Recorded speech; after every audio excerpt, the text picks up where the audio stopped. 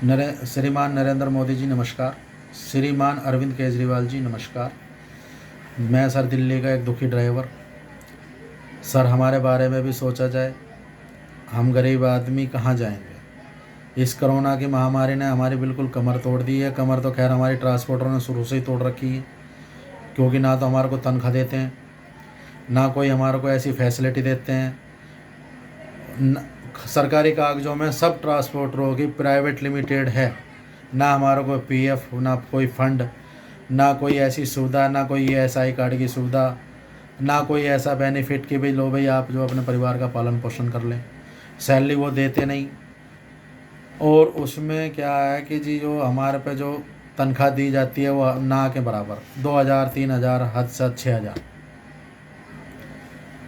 और दिल्ली के अंदर जितनी भी बड़ी बड़ी ट्रांसपोर्टर हैं सब प्राइवेट लिमिटेड हैं, ना कोई।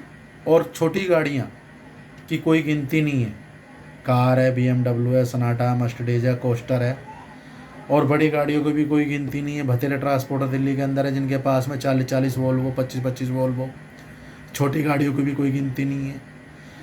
मैं सरकार से गुहार लगाना चाहता हूँ कि हमारे बारे में भी कुछ सोचा जाए, हमारे बारे में भी कुछ करा जाए जनाब। मैं तो बस हाथ जोड़ के यही विनती करना चाहूँगा सर कि हम गरीब ड्राइवर भाइयों के बारे में भी सोचा जाए। गरीब हम इसलिए हैं क्योंकि ट्रांसपोर्टर हमारा शुरू से शोषण करते आए हैं। बचा कुचा जो है शोषण पुलिस वाले कर जाते हैं। थोड़ा बहुत बचता है तो वो आईटीओ कर जाते हैं, और उससे भी अगर थोड़ा बहुत बचता है तो वो स्टेट क्रॉस करने में बॉर्डर पे कर लिया जाता है। तो सर हमारे पास आज के टाइम में आत्महत्या करने के अलावा कुछ चारा नहीं बचा है, क्योंकि अब हमारे पास में ना तो हमारे पास पैसा है और ना ही हमारे पास कोई ट्रांसपोर्टर या कोई भी मालिक या कोई भी। आज तक किसी मालिक ने भी लॉकडाउन में किसी ने ये नहीं पूछा कि भाई तू मेरे यहाँ 10 साल से नौकरी कर रहा था, तेरे घर में आटा है या नहीं है, या मैं भेज दूँ। किसी भी ट्रांसपोर्टर ने नहीं करा। और तो और मार्च की तनख्वाह भी किसी माह जो 1000-2000 देते हैं ना, तो मार्च की तनख्वाह भी किसी ट्रांसपोर्टर ने दिल्ली के अंदर क्या ऑल ओवर इंडिया में किसी को भी नहीं दी है। मैं तो दिल्ली सरकार और केंद्र सरकार से, सभी सरकारों से इंडिया की यही हाथ जोड़ कर अपील करना चाहता हूँ कि हमें ड्राइवरों को बचाया जाए। आने वाले टाइम में ड्राइवर भी बनेगा नहीं कोई भी जनाब, अगर हमारे पे ऐसी परिस्थितियाँ रहीं और हम ऐसी वीडियो पे आते रहे, आंदोलन करते रहे, आत्महत्या करते रहे, रोडों पे जाम लगाते रहे, तो आने वाले टाइम में सर आपको ड्राइवर भी नहीं मिलेंगे। ड्राइवर की जो कौम है ना वो लुप्त हो जाएगी। तो मैं तो सर यही चाहूँगा कि सब लोग, सबसे जो है सरकारों से कि हाथ जोड़ के मेरी विनती है, सब सरकार हमारे बारे में सोचें, हमारे बारे में फैसिलिटी बनाएं, कुछ राजनीति लाएं, क्योंकि हमारा नाम आज के टाइम में किसी भी सरकार के मुंह पे नहीं आता है। पता नहीं जन्म कर्म में कैसे अरविंद केजरीवाल जी के मन में बात आई कि भाई ड्राइवर भाइयों को भी कुछ दिया जाए। जो हमारे कुछ गरीब भाई थे जिनको कुछ भी किसी का करके दिया, पहली बार ऐसा हुआ जो अरविंद केजरीवाल सरकार ने कुछ ड्राइवरों के बारे में सोचा। अदरवाइज किसी सरकार ने हमारे बारे में आज तक नहीं सोचा। मैं तो ये गुहार लगाता हूँ जी हम ड्राइवरों के बारे में सोचा जाए, नहीं तो आने वाले टाइम में कोई ड्राइवर नहीं बनेगा और ना कोई ड्राइवरी करेगा।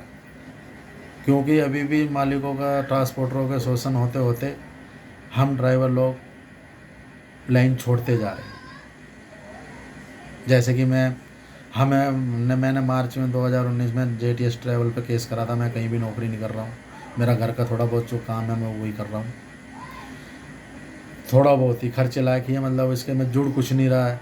जुड़ेगा तो कहाँ, जब खर्चा ही खाना ही नहीं पूरा हो रहा तो जुड़ेगा कहाँ से। क्योंकि ट्रांसपोर्टर हमारा शुरू से शोषण करते आए हैं। तो सर मेरे सभी सरकारों से हाथ जोड़ के विनती है सर, लॉकडाउन के बाद में हम रोड पे आएँ, रोड पे आंदोलन करें, भूख हड़ताल करें या अग्निदाह करें, तो सर हम ये नहीं चाहते हैं। हमें लिए जो है राजनीति बनाई जाए, ड्राइवर भाइयों को बचाया जाए जो आज के टाइम में ख़त्म होती जा रही है, और ड्राइवरों के बारे में हित में सोचा जाए।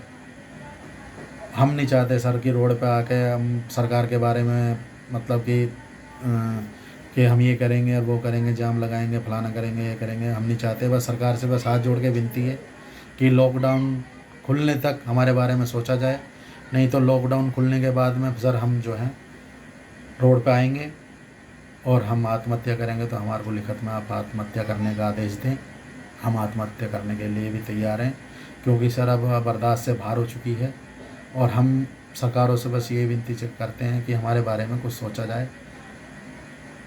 बहुत ही दुखी हैं हम आज के टाइम में, बहुत ही ज़्यादा दुखी हैं सर। अगर सर हमारे पीछे परिवार नहीं होता ना तो सर हम कब के मर जाते। क्योंकि ये लाइन हमने सीख के, ड्राइवरी सीख के ना सर बहुत बड़ी गलती करी है ज़िंदगी की। और हम तो ये चाहते हैं कि आने वाले टाइम में हम अपनी औलादों को भी ड्राइवरी लाइन में या किसी लाइन में हम नहीं डालेंगे। तो मेरी सभी से हाथ जोड़ के विनती है सर, हमें जो बचाया जाए, केंद्र सरकार, राज्य सरकार और हमारी इंडिया की जितनी भी सरकारें हैं, सबसे हाथ जोड़ के मेरी विनती है हमारे बारे में सोचा जाए और हम लोगों को सहायता की जाए।